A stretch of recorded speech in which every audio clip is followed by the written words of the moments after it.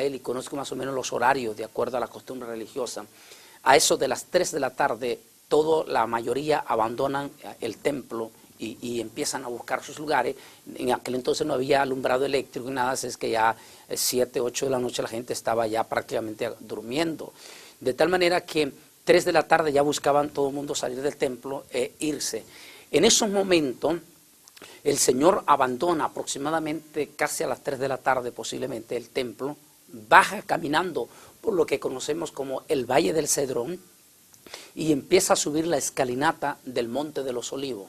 Y en un momento entre el monte del templo y el monte de los Olivos, más o menos lo separan aproximadamente 1 kilómetro. En esa caminata nosotros podemos detectar que hay un profundo y rotundo silencio entre los apóstoles, los discípulos y el Señor. Ningún discípulo está interrumpiendo. Hay muchas hipótesis sobre esto.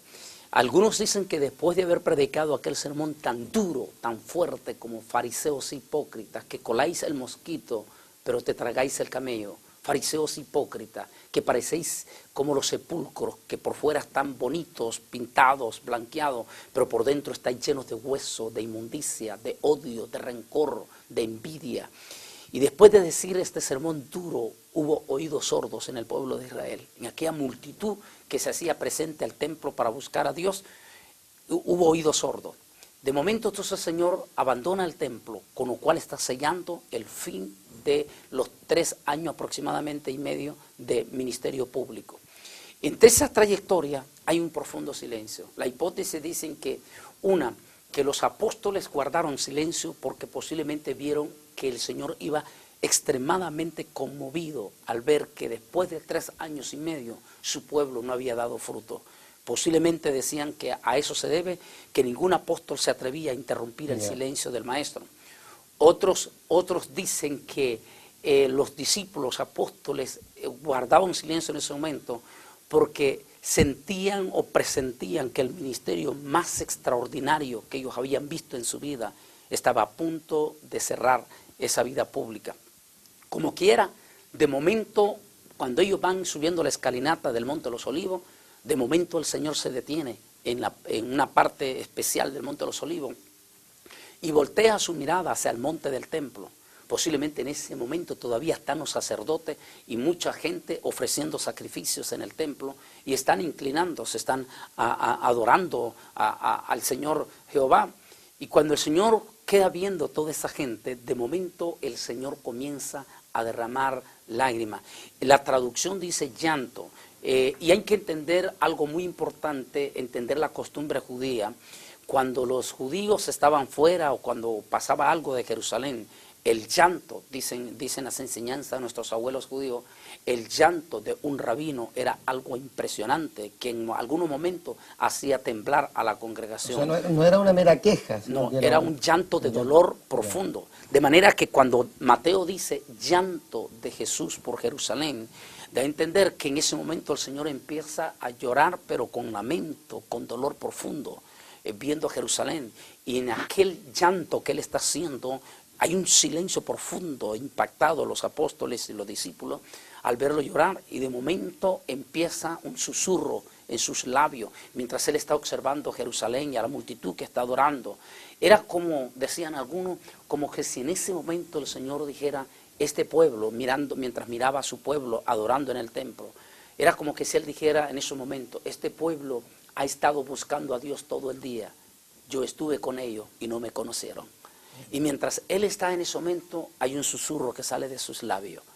Jerusalén, Jerusalén, que matas a tus profetas y apedrea a los que te son enviados. ¿Cuántas veces quise juntar a tus hijos como la gallina junta sus polluelos debajo de sus alas, mas no quisiste? En verdad os digo que desde ahora no me volveréis a ver, y tus hijos serán llevados cautivos a todas las naciones, y no quedará piedra sobre ti que no sea derribado. Y no me volveréis a ver hasta que digáis, bendito el que viene en el nombre del Señor. Y termina esa exclamación profunda, extraordinaria sobre Jerusalén.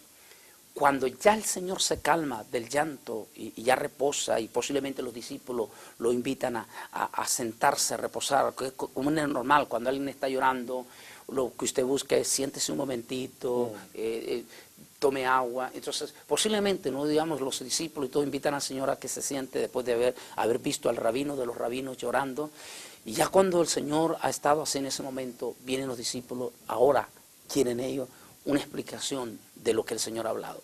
Y ellos dicen, Señor, ¿cuándo se cumplirán estas cosas? ¿Cuál? En que Jerusalén sería destruida, que no quedaría piedra sobre piedra de Jerusalén que no fuera derribada, y que su pueblo sería llevado cautivo a todas las naciones. Esa es la primera pregunta de ella. ¿Cuándo sucederá esto? Y el Señor le dice, es interesante esta profecía del Señor, porque el Señor les dice categóricamente que ellos van a ser testigos de esa profecía.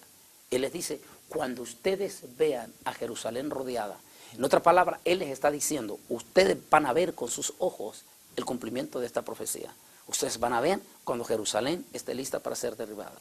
Por eso Él dice, cuando ustedes vean a Jerusalén que está rodeada de los ejércitos, entonces sepan ustedes que el fin ha llegado de esta profecía, o sea, que ha llegado el momento de que se cumpla esta profecía. Entonces, los que estén en Judea huyan y todo, porque el ejército romano va a ser de la suya en ese momento. Esa profecía se cumple exactamente en el año 67, año 70, aproximadamente según los expertos, cuando el general Tito, al mando de las tropas o las legiones, como le decían, las legiones romanas, decide invadir Jerusalén y pone un sitio de a 3 años y resto sobre la ciudad santa de Jerusalén, haciendo el asalto final en el año 70 de nuestra era cristiana, destruyendo en su totalidad el templo, sin que quedara piedra sobre el templo. A la caída del templo, el pueblo judío salen de Barajustada, huyendo, y son apresados, los que lograron sobrevivir son apresados y llevados cautivos a todas las naciones. Esa primera parte se cumplió al pie de la letra. Ahora, viene la segunda pregunta, que es la que entra en las otras dos, que es la que ya tienen que ver con los últimos días. La primera es, ¿cuándo serán estas cosas? ¿Cuándo se cumplirán estas cosas? Y después vienen dos preguntas contundentes, Pastor Morales, dos preguntas contundentes. ¿Cuál será la señal de tu venida? Es una pregunta. Y dos, ¿y cuál será la señal del fin del mundo? Pero ellos están preguntando por una señal. Sí, están hablando claro, sí, de dos señales ya. La primera no lo ven como una señal, sino dice, ¿cuándo sucederá esto? No es una señal, sino ya ellos saben que es una profecía que Jerusalén va a caer. Eso ya no la ven como una señal, sino la ven como un cumplimiento profético. Dice, ¿cuándo será esto? Pero las otras dos sí son preguntas que tienen que ver con señales. Y ellos le hacen dos preguntas de dos señales. ¿Cuál será la señal de tu venida? Y dos, ¿cuál será la señal del fin del mundo? Que la traducción correcta es fin del mundo, es la que se traduce en el griego, y que nuestra traducción en español lo traduce fin del siglo, pero en realidad la traducción correcta es fin del mundo. Bueno, muchas personas también, hermano Bolaínez, se ríen, se mofan de este tema de las señales, diciendo que siempre en estos más de 6.000 años de historia humana, la humanidad ha vivido zozobras, tribulaciones, terremotos, pestes, hambre. O sea que lo que ellos dicen, lo que Cristo dice es demasiado espurio, por el hecho de que no das fechas exactas aparentemente. Entonces dice, ¿por qué los cristianos están hablando que estamos en el fin del mundo? Si siempre en toda la historia de la humanidad han habido terremotos, han habido pestilencia. Sería bueno poder abordar esa respuesta a las personas que tienen esa duda. ¿Cómo le podríamos demostrar de verdad que estamos en los tiempos finales, que estamos casi en el retorno de Jesucristo? Bueno, esto es muy importante notar. Dice un proverbio que quienes desconocen la historia están condenados a cometer los mismos errores del pasado. No es cierto. Es un mal del hombre siempre. Sí, claro. No es cierto lo que dicen algunos ingenuos en la historia, de que todo el tiempo ha habido. En este momento, el quien dice eso demuestra que no ve noticias, que no está documentado de lo que está pasando, porque los científicos están diciendo todo lo contrario. Los científicos están diciendo abierta y claramente que nunca antes en historia habíamos estado en un panorama tan caótico y tan catastrófico como el que estamos en este momento. Y eso lo vamos a ir probando punto por punto en todo esto definitivamente. Es cierto que han habido terremotos en toda la historia, pero nunca como lo que estamos viendo en los últimos 60 años. Por ejemplo, Hasta hace 60 años, antes que naciera el pueblo de Israel, las estadísticas de terremotos hasta la década del 50 eran de 13 terremotos. Oiga bien, eran de 1.2 terremotos por cada 10 años. 1.2 terremotos por cada 10 años a lo largo de casi 2000 años hasta la década del 50. Del 50 al 60, del 60 al 70 se produce un fenómeno debidamente documentado por los institutos de sismología. Los terremotos pasan de 2.2, 2.5 terremotos por cada 10 años a 13 terremotos solamente en la década del 60. En la década del 70, esa cifra se duplica de 13 terremotos a 26 terremotos. En la década de los 80 se triplifica y se cuadriplica y llega a 128 terremotos. En 10 años. En 10 años. A más de 70 terremotos en 10 años. En la década del 90 a 128 terremotos en solo 10 años. Y en los que vamos de los 8 años hemos tenido los terremotos jamás vistos en la historia, no solamente en duración, sino en potencia también en estos momentos. Y eso está debidamente documentado. Entonces, por favor, que me venga algún ingenuo a tratar de decir, sábelo todo, que todo esto ha pasado, es alguien que está demostrando que no conoce verdaderamente la historia. Y justamente frente a este tema, escuché un predicador acá en Chile que cree en el reino secreto, que se llama en el reino ahora. Y él decía que nosotros no podíamos asustar a la gente diciendo, por ejemplo, que la maldad se multiplicaría, porque él dice, y explicaba, tratando, ¿cierto?, naturalmente de manipular todo este asunto, decía, si usted ve en la historia del Imperio Romano las orgías, la corrupción, la perversión, el homosexualismo, el lesbianismo, decía, entonces el pecado, desde la caída del hombre hasta el día de hoy, el pecado es el mismo. Es decir, lo que pasa es que ahora nosotros, los seres humanos, tenemos acceso a conocer en qué estado de degradación, de depravación están los seres humanos, o sea, dando a entender como que la maldad no se multiplicaría. Pero Cristo dice, por haberse multiplicado la maldad, el amor de muchos se enfriará, justamente dentro de la señal del retorno de Cristo.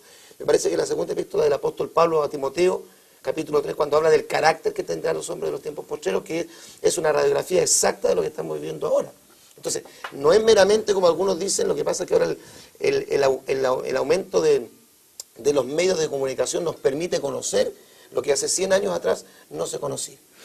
Esto, otra vez volvemos a la frase, y lo peor de todo esto es cuando se trata de un inconverso, uno puede justificar al inconverso por su ignorancia, pero uno que diga que es predicador, y lo peor que todo, que se autodenomine, porque estoy 100% seguro que Dios no lo ha nombrado, pero alguien que se autodenomine apóstol, o sea, que se dé el título, no porque Dios se lo dio, que se dé el título de apóstol, y venga a decir estas cosas, es una vergüenza.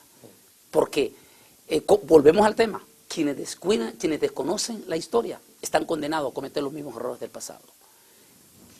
Nadie puede negar aquí mismo en Chile que hace 40 años los principios morales mismos en Chile eran altamente elevados, sí, donde los mismos inconversos que no conocían a Cristo tenían una moral eminentemente elevada en ese entonces. Nadie lo puede negar. En aquel entonces, yo lo dije el primer prédica que estuve el primer día aquí en Santiago, lo dije de que en aquel entonces los abogados no tenían mucho trabajo, porque era tan grande la integridad de la gente que un contrato se hacía de palabra y esa palabra se respetaba. Era honorable la palabra de un anciano, era honorable el respeto a los ancianos. Escuchar hace 40 años, digo porque yo vengo también de esa generación, escuchar hace 40 años el fin de los 3 años aproximadamente y medio de ministerio público.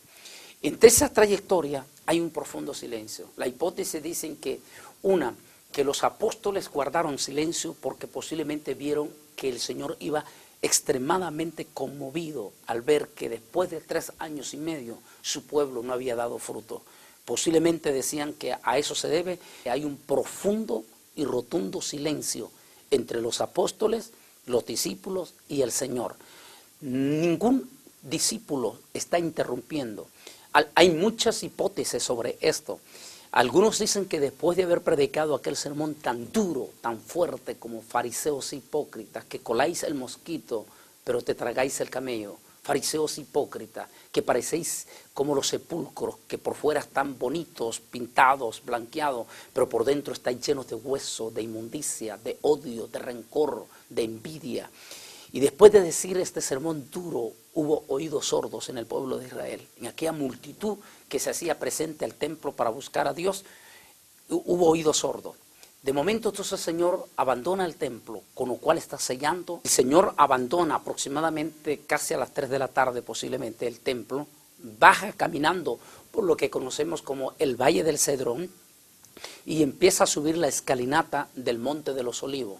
Y en un momento entre el monte del templo y el monte de los Olivos, más o menos lo separa aproximadamente 1 kilómetro. En esa caminata nosotros podemos detectar que a él, y conozco más o menos los horarios de acuerdo a la costumbre religiosa, a eso de las 3 de la tarde, la mayoría abandonan el templo y empiezan a buscar sus lugares. En aquel entonces no había alumbrado eléctrico y nada, así es que ya 7, 8 de la noche la gente estaba ya prácticamente durmiendo. De tal manera que 3 de la tarde ya buscaban todo el mundo salir del templo e irse. En esos momentos